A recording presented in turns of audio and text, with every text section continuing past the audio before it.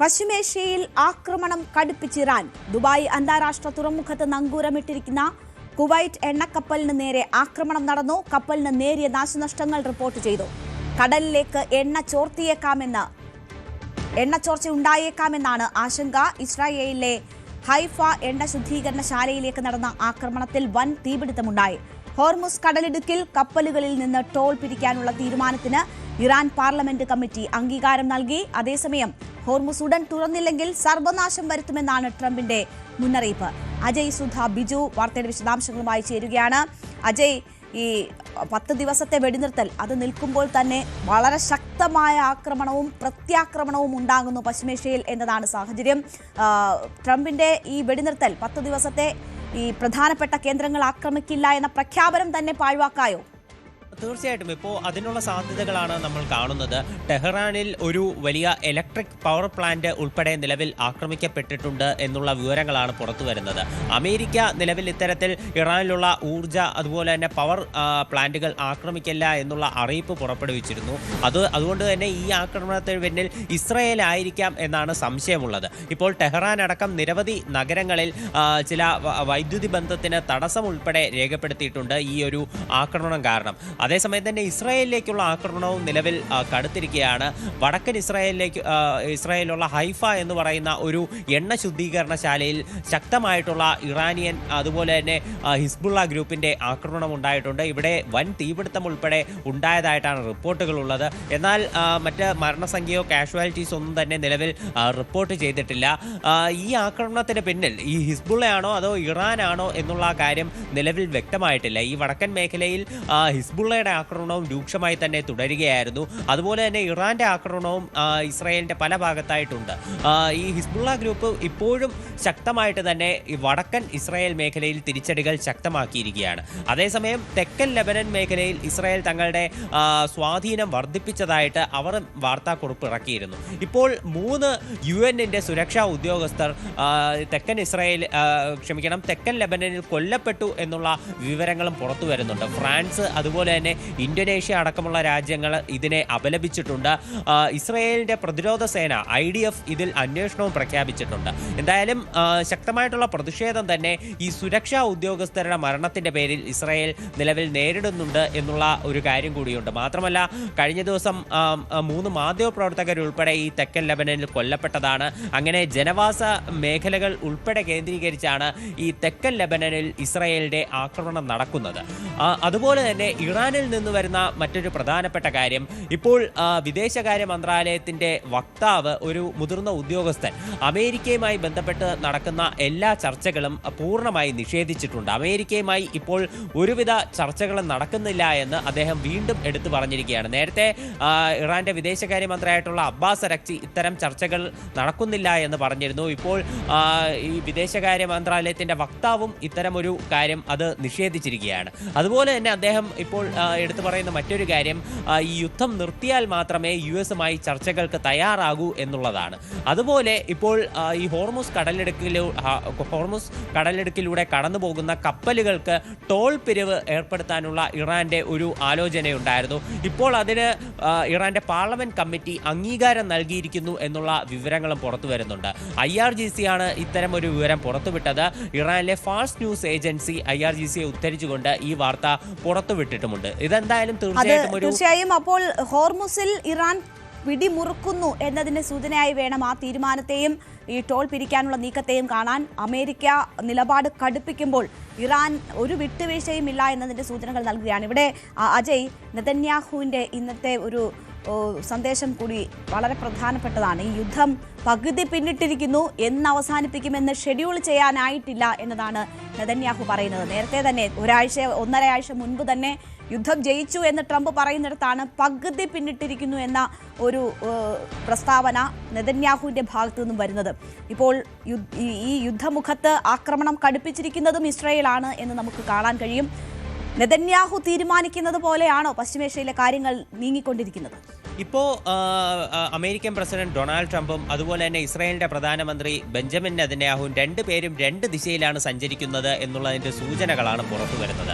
കഴിഞ്ഞ ദിവസം അമേരിക്ക ഇറാനിൽ കരയുദ്ധത്തിന് തയ്യാറെടുക്കുന്നു എന്നുള്ള രീതിയിലുള്ള വാർത്തകൾ വാൾസ്ട്രീറ്റ് ജേണൽ റിപ്പോർട്ട് ചെയ്തിരുന്നു. അതേസമയം തന്നെ ചില ചില ഇസ്രായേലി മാധ്യമങ്ങളിൽ വന്നിട്ടുള്ള റിപ്പോർട്ടുകൾ സൂചിപ്പിച്ചിരുന്നത് ഇസ്രായേൽ ഈ കരയുദ്ധത്തിന് പിന്തുണ നൽകില്ല എന്നാണ്. അതായത് US ഇറാനിലേക്ക് ഒരു കരയുദ്ധം ആരംഭിച്ചു കഴിഞ്ഞാൽ ഇസ്രായേൽ ഈ കരയുദ്ധത്തിന് കൂട്ടുനിൽക്കില്ല എന്നൊരു രീതിയിലുള്ള പ്രസ്താവന പല ഇസ്രായേലി മാധ്യമങ്ങളിലും ഒരു റിപ്പോർട്ടായിട്ട് പുറത്തു വന്നിരുന്നു. ഇപ്പോൾ ബെഞ്ചമിൻ നെതന്യാഹു ഒരു അമേരിക്കൻ മാധ്യമത്തിന് നൽകിയ അഭിമുഖത്തിലാണ് നിലവിൽ രേണുക സൂചിപ്പിച്ച ഈ പ്രസ്താവന അദ്ദേഹം എടുത്തു പറഞ്ഞിരിക്കുന്നത്. അതായത് ഈ യുദ്ധം നിലവിൽ പകുതി ഭാഗം മാത്രമാണ് പിന്നിട്ടിരിക്കുന്നത്. യുദ്ധം എന്ന് അവസാനിപ്പിക്കാൻ സാധിക്കുമെന്ന് തനിക്ക് ഷെഡ്യൂൾ ചെയ്ത് പറഞ്ഞറിയിക്കാൻ സാധിക്കില്ല എന്നുള്ളൊരു പ്രസ്താവനയാണ് അദ്ദേഹം നടത്തിയത്. അതായത് ഇതിലൂടെ ഇസ്രായേൽ സൂചിപ്പിക്കുന്നത് ഇനിയും കൂടുതൽ ദിവസങ്ങൾ ഈ സംഘർഷം നീളുമെന്നുള്ളതാണ്. ആദ്യം അമേരിക്ക ഇറാനുമായി ചില സൗഹൃദ രാഷ്ട്രങ്ങൾ വഴി ചില സന്ദേശങ്ങൾ ഉൾപ്പെടെ അയച്ചിരുന്നു. ഒരു സമാധാന നീക്കത്തിനുള്ള ശ്രമങ്ങൾ US-ന്റെ ഭാഗത്തു നിന്നുണ്ടായതായിട്ടുള്ള റിപ്പോർട്ടുകളെല്ലാം ഉണ്ടായിരുന്നു. എന്നാൽ ഇസ്രായേൽ ഇതിനെപ്പറ്റി അറിയില്ല എന്നുള്ള കാര്യമാണ് അന്ന് അവർ പ്രസ്താവനയായി പുറത്തിറക്കിയത്. അതുപോലെ തന്നെ അമേരിക്ക ഒരു ഭാഗത്ത് സമാധാനത്തിനുള്ള നീക്കങ്ങൾ നടത്തുന്നു, ഇസ്രായേൽ ആക്രമണങ്ങളുമായി മുന്നോട്ട് പോകുന്നു. അങ്ങനെയുള്ള ഒരു കാര്യങ്ങളാണ് നമുക്ക് നിലവിൽ കാണാനാകുന്നത്. എന്തായാലും ഇറാൻ പശ്ചിമേഷ്യയിലെമ്പാടും ഒരു ആക്രമണം കടുപ്പിച്ചിരിക്കുന്ന കാഴ്ചകളും നമുക്ക് ഇന്ന് കാണാൻ സാധിച്ചു. ദുബായ് അന്താരാഷ്ട്ര തുറമുഖത്ത് നങ്കൂരമിട്ടിരുന്ന ഒരു കുവൈറ്റിന്റെ എണ്ണക്കപ്പലിന് നേരെ ഇറാന്റെ മിസൈൽ ആക്രമണം ഉണ്ടായിട്ടുണ്ട്. എന്നാൽ ഈ കപ്പലിന് കാര്യമായ കേടുപാടുകൾ സംഭവിച്ചിട്ടില്ല എന്നാണ് വിവരം. അതുപോലെ കുവൈറ്റ് പെട്രോളിയം മന്ത്രാലയം വ്യക്തമാക്കുന്നത് ഈ കപ്പലിൽ 24 ഉദ്യോഗസ്ഥരുണ്ടായിരുന്നു. ഈ 24 പേരും സുരക്ഷിതരാണ് എന്നാണ് മന്ത്രാലയം അറിയിച്ചിട്ടുള്ളത്. അതേസമയം ഒരു ആശങ്ക നിലനിൽക്കുന്നത് ഈ കപ്പലിൽ നിന്ന് എണ്ണ ചോർച്ചയുണ്ടായിട്ടുണ്ട്. ഈ എണ്ണ കടലിൽ പടരുമോ എന്നുള്ള ഒരു ആശങ്ക നിലനിൽക്കുന്നുണ്ട്. അങ്ങനെയാണെങ്കിൽ ആ മേഖലയിൽ ഉൾപ്പെടെ ഒരു കടൽ ജലം മലിനമാകാൻ സാധ്യതയുണ്ട്. അത് മത്സ്യസമ്പത്തിനുൾപ്പെടെ ഒരു വലിയ നാശം സംഭവിച്ചേക്കാം. അതുപോലെ തന്നെ ഇപ്പോൾ ഇറാനിലുള്ള ഒരു മഷ്ഹദ് എന്ന് പറയുന്ന വിമാനത്താവളത്തിൽ ഉണ്ടായിരുന്ന ഒരു വിമാനത്തിന് നേരെ US-ന്റെ ആക്രമണം നടന്നതായിട്ടുള്ള റിപ്പോർട്ടുകളുണ്ട്. ട്രംപ് ഇപ്പോൾ നിലവിൽ കുറച്ച് മണിക്കൂറുകൾക്ക് മുൻപേ അദ്ദേഹം ഇറാനിൽ നടന്ന ഒരു ആക്രമണത്തിന്റെ ദൃശ്യങ്ങൾ ഉൾപ്പെടെ പങ്കുവച്ചിരുന്നു. അപ്പോൾ ഈ മഷ്ഹദ് വിമാനത്താവളത്തിൽ ആക്രമണത്തിന് വിധേയമായ വിമാനം അത് വരും ദിവസങ്ങളിൽ ഇന്ത്യയിലേക്ക് പുറപ്പെടാനിരുന്ന വിമാനമാണ് എന്നാണ് റിപ്പോർട്ടുകളുള്ളത്. ഡൽഹിയിലേക്കാണ് ഈ വിമാനം ഷെഡ്യൂൾ ചെയ്തിരുന്നത്. ഇന്ത്യയിൽ നിന്ന് മരുന്നുകളും മറ്റ് അവശ്യ സാധനങ്ങളും ഉൾപ്പെടെ ഈ വിമാനത്തിൽ നിന്ന് ഇറാനിലേക്ക് വരാനിരിക്കുകയായിരുന്നു. ഇന്ത്യ ഇത്തരം മാനുഷിക സഹായങ്ങൾ ഇറാന് നൽകും എന്ന് അറിയിച്ചിരുന്നതാണ്. അപ്പോൾ ഇതിനെ തുടർന്ന് ഇന്ത്യയിലേക്ക് വരാനിരുന്ന വിമാനമാണ് ഇത്തരത്തിൽ ആക്രമണ വിധേയമായത് എന്നുള്ള വിവരങ്ങളുമുണ്ട്. ഷാർജയിലേക്കും ഇറാന്റെ ശക്തമായിട്ടുള്ള ആക്രമണമുണ്ട്. ഷാർജയിലെ ഒരു ഇൻഡസ്ട്രിയൽ മേഖലയിൽ ഉണ്ടായിരുന്ന ഒരു ടെലികോം കമ്പനി ആസ്ഥാനത്തിന് നേരെ ആക്രമണം ഉണ്ടായിട്ടുണ്ട്. തുറായ എന്ന ടെലികോം കമ്പനിക്ക് നേരെയാണ് ആക്രമണം ഉണ്ടായത്. എന്നാൽ ഇതിൽ ആർക്കും പരിക്കേറ്റിട്ടില്ല എന്നുള്ള ഒരു ആശ്വാസകരമായിട്ടുള്ള വിവരങ്ങളുണ്ട്. UAE-യിൽ നിരവധി മിസൈൽ ആക്രമണങ്ങളൊക്കെ എപ്പോഴും തുടരുന്ന പശ്ചാത്തലത്തിൽ അവിടെ സ്കൂളുകളിലെയും അതുപോലെ തന്നെ മറ്റ് വിദ്യാഭ്യാസ സ്ഥാപനങ്ങളിലെയും ക്ലാസുകൾ ഇപ്പോഴും ഓൺലൈനായിട്ടാണ് തുടരുന്നത്. ഈ വരുന്ന 17-ാം തീയതി വരെ ഇത് ഓൺലൈനാകും എന്നും അവരുടെ ആഭ്യന്തര മന്ത്രാലയം അടക്കം അറിയിച്ചിട്ടുണ്ട്. ക്രൂഡ് ഓയിൽ വിലയിൽ ഇന്ന് വർധനവ് രേഖപ്പെടുത്തിയിട്ടുണ്ട്. കഴിഞ്ഞ ദിവസം 113 ആയിരുന്നു. ഇന്ന് വീണ്ടും അത് വർദ്ധിച്ച് $115 പെർ ബാരൽ എന്നുള്ള നിരക്കിലെത്തിയിട്ടുണ്ട്. എണ്ണവില കൂടുമ്പോൾ തന്നെ മാർക്കറ്റുകൾ അത് ഇടിവ് രേഖപ്പെടുത്തുന്നു എന്ന വിവരം കൂടിയുണ്ട്. പ്രധാന ഏഷ്യൻ വിപണികളിൽ ഇടിവ് രേഖപ്പെടുത്തുന്നു. നിക്കി ഉൾപ്പെടെ 2% ഇടിവ് രേഖപ്പെടുത്തുന്നു എന്നതാണ് വിവരം.